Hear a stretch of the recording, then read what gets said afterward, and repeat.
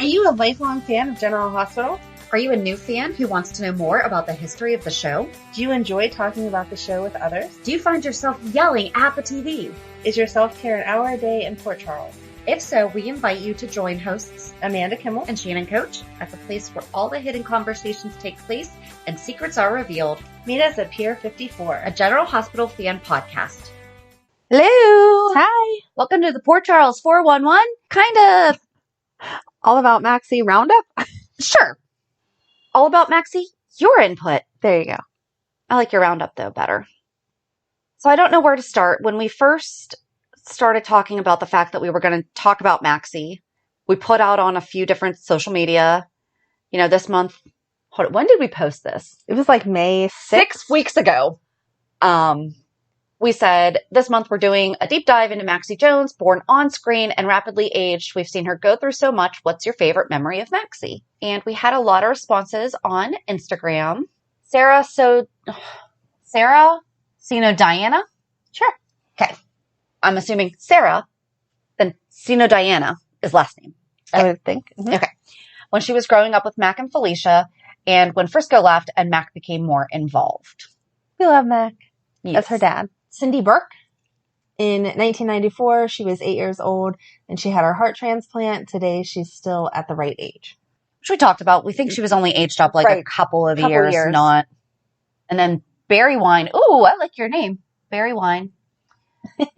Yeah, that's funny how they just rapid age and then just pause in their 20s so they are the age they would be. Sometimes they do that. Yeah. But Michael's still way older than he's supposed to be. He is.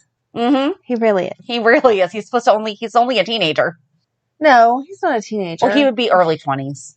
Yeah, he was born the same year that Matt was, or a year after Matt. So 22, 23. Didn't we talk about this? Because he was born on New Year's Eve because they've messed up his... Yes, they messed up his birthday also. He and James can get together and talk about the birthdays they didn't have. Yes. Okay. Kenju99 said when her sister was alive. Yes, we love the sisterly bond that they had. Yep. JJ Park 316. Too many to choose. Absolutely right.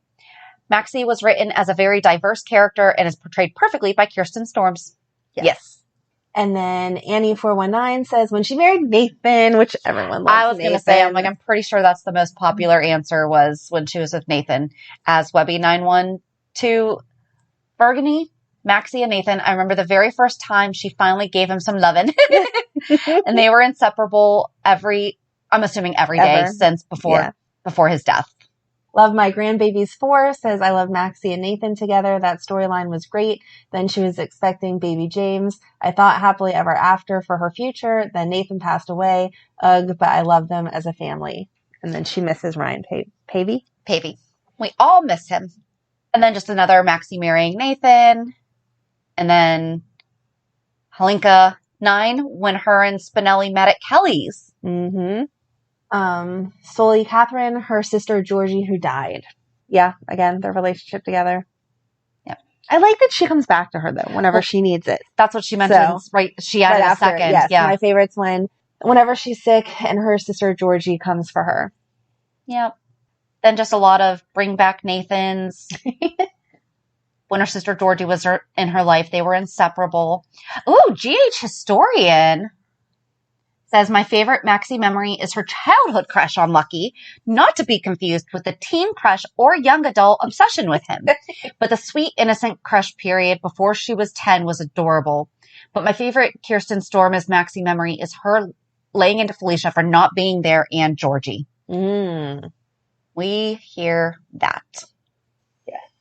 Widow Kelly, she is so special and has always been wonderful, smiling, and so awesome on and off screen. She is also an awesome mommy. All her time on the show and totally awesome and amazing. She's a fantastic, beautiful actress. My all-time favorite on GH, her and Emmy have an amazing, awesome friendship on and off screen that comes across and makes for a good show for everything. Agree, and we've talked about that, especially now with Kirsten Storms going through the recovery from her brain surgery. Right. Which, by the way, guys, if you're not following her stories, she's updating us all the way through. And she took a poll the other day. She took a poll. Posting pictures. Oh, that one look. She took a poll. I'm not saying she was wrong. I'm defending, but I'm not saying she was wrong. I was just not ready for it. And then I was like, oh my goodness. But that she was considerate, and she so was like, do you guys painful. seriously want to see this? And she's like, I had 100%. Like, I don't think anyone said no. So yeah, it does. It looks hard. I cannot imagine brain surgery would ever have been easy. And especially right there on the back of your head being where they need to open it up. Like, how do you lay and not put pressure? Like, even laying on the side of your head, it still she's probably pulls sleeping like that. She's probably sleeping with some kind of like a halo or something, and probably sitting up. Oh, I would imagine. I mean, obviously that's what you have to do. That's what you have to do. But I couldn't imagine getting any kind of good probably sleep like lots that. of good medication. That would be helpful. Yes. And then Coon 4654, every last one of them. Kirsten Storms is the best actress ever to play the character. She deserves all the Emmys in the world for her amazing acting skills. Aw. That was very sweet. And then we just had a couple replies over on Twitter. Marsha Bess says the time with Nathan was the only time I liked her. Oh. There was a lot of people saying stuff like that. And then Rachel, the entire Maxie love story. Yes. Yes. I had on one of the Facebook groups, and they all said Nathan also. Martin Reich, definitely Maxie and Nathan. And Melissa Duras, Maxie and Nathan, 1,000,000%. 1,000,000%. She has lots of zeros on there. That's awesome. And then Ashley Morgan, I love everything in the Maxie series. It was wonderful reliving Maxie's stories over the years, and my favorite was Robin Richards' portrayal of Maxie. Such a joy to relive. Which, I mean, it was so much fun for us to go back and... Right, because sometimes you forget, since she has been on for so long, and Kirsten has played her for so long, it feels like that's the only one. But when you look back, you're like, oh, that's right. I loved that. Yep.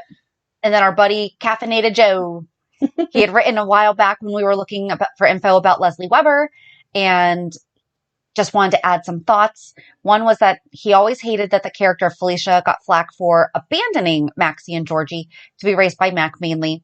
I feel like the writers dropped the ball, finding a way to explain the absences of Felicia due to Kristen Wagner not being there full time. Instead of finding a plausible reason for her to be away, they would either say she just took off or not say anything at all until she reappeared, like they're doing now. Right. You know, she hasn't been on for a year, and then she just came back for Sean Donnelly's thing, but like she hasn't called Maxie. She hasn't.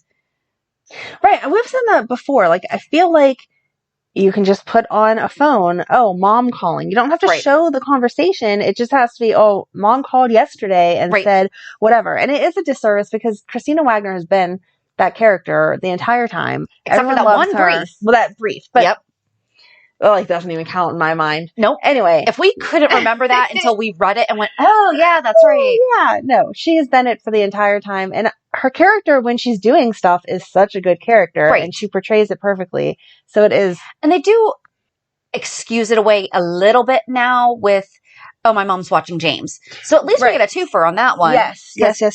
James is having Grammy time. Right. And that makes sense. But Joe says, crappy way to write it. The character suffered. I totally agree with that. Right. Yeah. Having people in Port Charles, but not always on camera, is better these days than the old ways of always having to explain their absences. And that's true. They do just kind of ghost them until, like, we don't know where Lucas is. Right. He's just gone for right now. Yes. And as for Mac, I always loved his character and his commitment to Robin, Maxie, and Georgie. To become a stepdad to an 11-year-old when I was just 24, so I can kind of relate to Mac in that way. He is such a great role model in a sea of questionable parents. Okay, so Joe, you and my papa have something totally in common because he was 9 years younger than my gram and married her. He's only 12 years older than my oldest aunt, and my gram had 3 biological children, and then they went on to foster many more and formally adopt 3 more. So, wow, way to step it up. Like that. That's why my husband always, like, people have always told, not because a lot of people don't know my papa, but like, especially like my auntie Erica, she's like, you know, JD's so much like papa. And I'm like, that is the best compliment you can possibly give because, you know, my husband's technically the kid's stepdad. Right. And yeah, you would never know it by watching them interact. No, but you know, Joe, kudos to you and happy Father's Day. We're recording this on Father's Day. So happy Father's Day to you because Step-Parents Day is not really observed. No. It should be. It should be. Because I do agree, like today is the day that the kids should be with their biological fathers, but it's nice to recognize the step-parents who Yeah, but that gets into a difficult It does. It does. difficult time. I mean, sure, there should be a day just in case, but There is a step-parents day.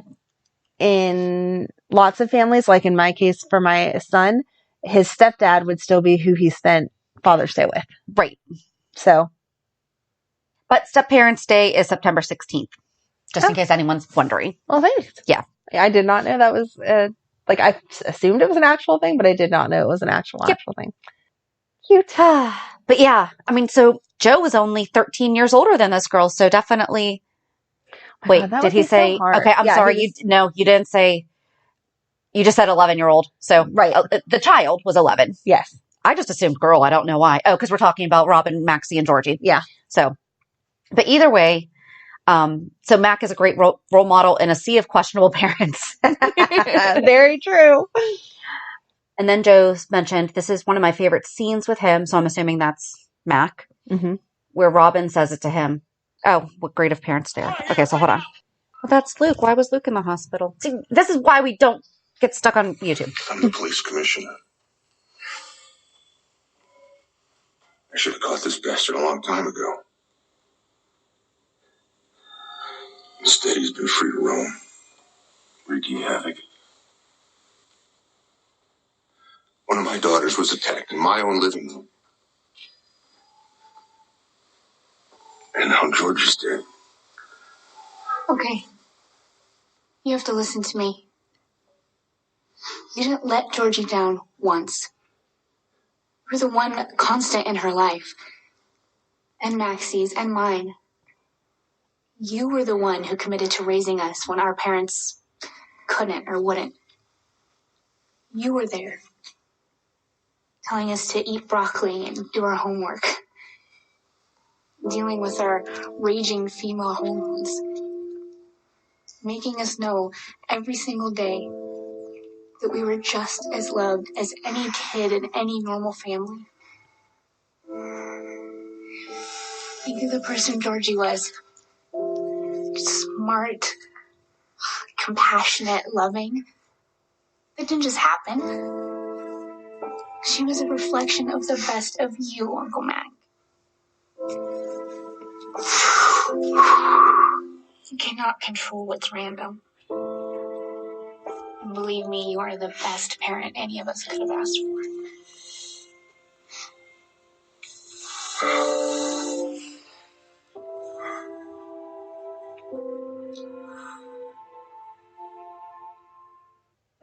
Oh, Mac. Okay, so I know that we said we're going to do Peter next. Do you think we should do Georgie July? Oh, that would be cute. Okay, so That we would be have to cute. because we've been talking a lot about Georgie throughout all of this. That would be and cute. How many people just said Right. Georgie was their favorite part of Maxie? That would be cute. Okay. I'm with you.